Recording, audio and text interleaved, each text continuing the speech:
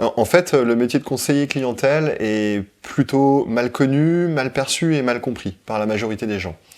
Beaucoup vont s'imaginer que c'est un métier qui consiste à lire un script déjà rédigé à l'avance et au final appuyer sur le bouton oui ou le bouton non selon la demande du client. Or, pour réaliser dans les meilleures conditions toutes les missions qui composent le métier de conseiller clientèle, il faut maîtriser plusieurs savoirs.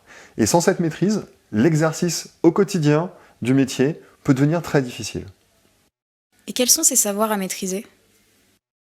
Alors il y en a beaucoup des savoirs à maîtriser, et pour se faciliter la tâche, on va les regrouper en 3 blocs. Et je vais commencer par le premier, qui est le bloc du savoir tout court, c'est-à-dire celui des connaissances qu'un conseiller clientèle doit maîtriser. Et pour être plus précis, toutes les différentes caractéristiques qui vont composer les offres, les produits et les services proposés par l'entreprise. En élargissant également un petit peu cette thématique, on va retrouver les compatibilités et incompatibilités entre les différentes offres, produits et services qui composent la gamme. Toujours un petit peu plus large, on va retrouver également les procédures et les parcours clients.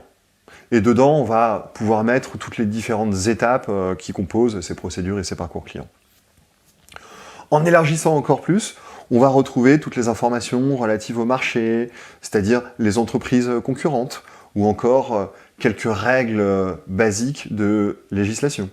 Pour finir, avec ce premier bloc de savoir relatif à toutes les connaissances qu'il faut maîtriser, il faut parler des outils informatiques. Et il y a quelques activités où les conseillers clientèle devront parfois maîtriser plus d'une dizaine d'outils informatiques différents pour réussir à bien gérer de façon administrative, technique ou encore commerciale les offres que possèdent les clients qui nous contactent. Mais tout ça, ça fait une masse d'informations phénoménale à retenir. Il y a beaucoup d'informations à connaître. Alors, 2 choses à dire par rapport à ça. La toute première, je vous rassure tout de suite, vous aurez à votre disposition ce qu'on appelle les bases de connaissances en interne. Ce sont des sites intranet où on va pouvoir retrouver l'intégralité des caractéristiques, des offres, des produits, des services. Les différentes étapes, des parcours clients ou des process bien détaillés. On aura également, généralement, beaucoup de solutions également qui sont bien détaillées. C'est une véritable annexe à votre mémoire et ça vous permet également d'être assuré de délivrer une information certifiée par l'entreprise et donc de ne pas donner d'erreur au client. Et puis la deuxième chose que je voulais souligner par rapport à cet adjectif de phénoménal, c'est que contrairement aux représentations que les gens peuvent avoir du métier, comme on le disait tout à l'heure, en fait un conseiller clientèle c'est un véritable expert dans son domaine. De par toutes les connaissances qu'il apprend lors des formations initiales, et également toutes celles qu'il va acquérir au fur et à mesure de l'exercice de son métier. Ce premier bloc de savoir, il est donc très important. Oui, effectivement, il est très important ce premier bloc de connaissances et de savoir. Je vais essayer d'aller un petit peu plus loin pour imager en quoi il est important. Imaginez-vous que vous êtes conseiller de clientèle, en poste depuis quelque temps, dans un secteur d'activité au hasard, ça peut être les télécoms ou la banque. Et vous avez un client qui vous contacte. Ce client, lambda, en termes de connaissance de son produit, vous allez lui poser une interrogation surprise d'une dizaine de questions, et ces dizaines de questions vont poser sur les caractéristiques des offres, des produits, des services, de tout le catalogue de l'entreprise. Également sur les compatibilités et incompatibilités entre les différentes offres et produits et services. À votre avis, il aurait combien sur 10, ce client lambda aux connaissances moyennes? Il n'aurait pas plus de 2 sur 10. Mais maintenant, posons également ces mêmes questions, cette même interrogation surprise, à un conseiller de clientèle qui est en poste depuis quelque temps. Et pour y répondre, il a accès à la base de connaissances internes dont on parlait tout à l'heure. À votre avis, combien aurait-il sur 10? Il aurait environ 9 ou 10. Il pourrait répondre à toutes les questions. Ce point que nous venons d'aborder est très important.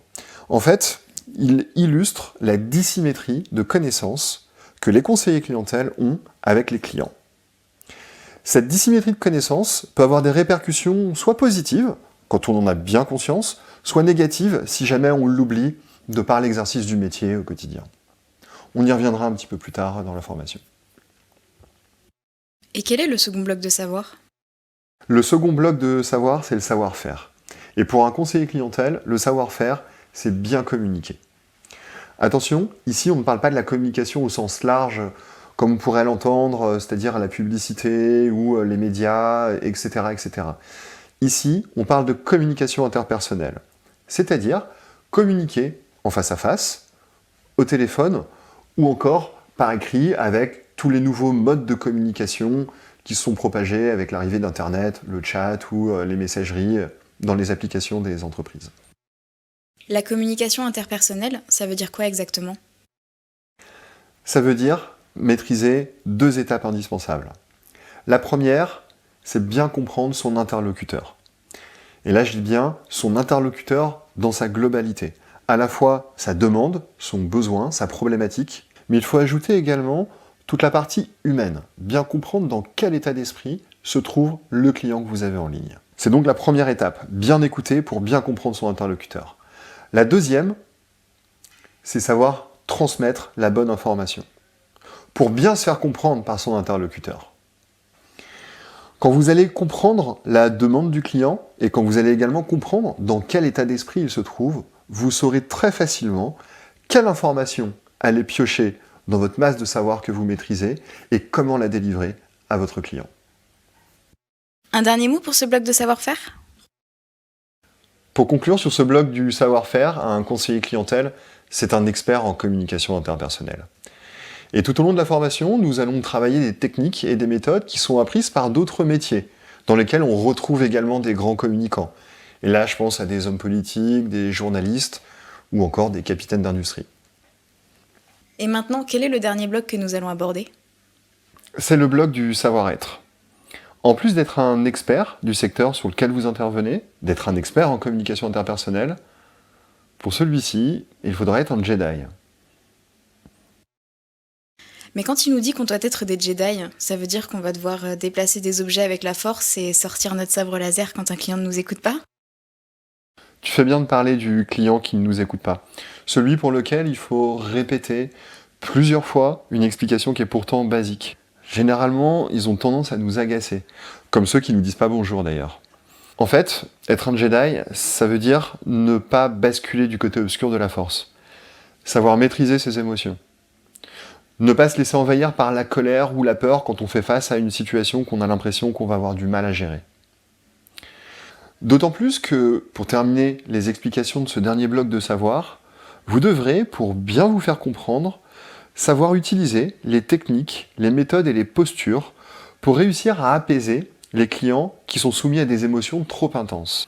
Là, je veux parler de l'empathie et également des besoins irrationnels qui composent l'être humain dans sa complexité et sa singularité. De tous ces éléments, si on en avait un seul à retenir, lequel ce serait?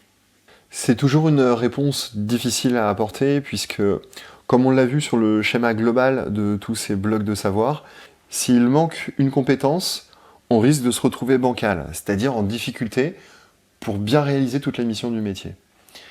Je vais y répondre différemment. Si on devait octroyer un maximum d'énergie sur une de ces compétences, là je vous conseillerais fortement de l'attribuer sur l'écoute. La première étape d'être un expert en communication interpersonnelle.